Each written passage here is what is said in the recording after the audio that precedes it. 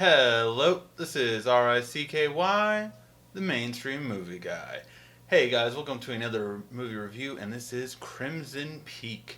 Now, Crimson Peak it got a lot of flack because it's not really a scary movie or horror movie, really. It has about a total of, I want to say, around 5 jump scares, but that's about it.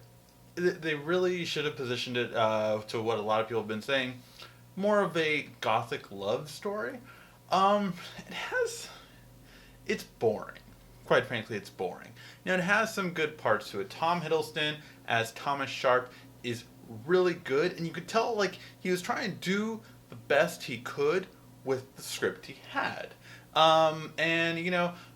Jessica Chastain's pretty good as, the sister. You don't know really what she's going on with her and all this kind of stuff. And the lady played Edith, Mia Waskowska. I'm not going to pronounce it correctly, but she was good, okay. But Tom Hiddleston was definitely, I would say, the best polished actor in all of the movie. Actually, the dad was really good too, so I will give a shout out to the dad. It was pretty good too. But overall, I felt this movie just didn't go anywhere for a long time. Like I was like, oh my god, we're still not at the house yet, and it's like 30 minutes in the movie. I mean, it was too slow to progress, and for that reason, I do have to give this overall a thumbs down. Thumbs down meaning you don't really even need to see it when it streams.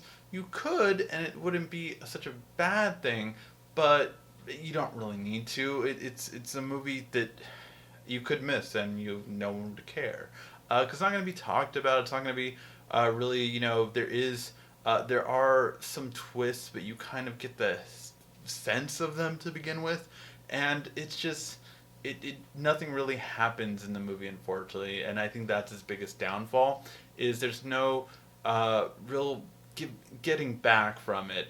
Again, I think Tom Hiddleston was probably the best part of this movie by far, but even he himself could not save it. It just seemed really boring. I mean, there was some like I had a good crowd in the movie theater, and we're like, oh, like she didn't, like oh she told her kind of thing, like all that kind of stuff. But it really, eh.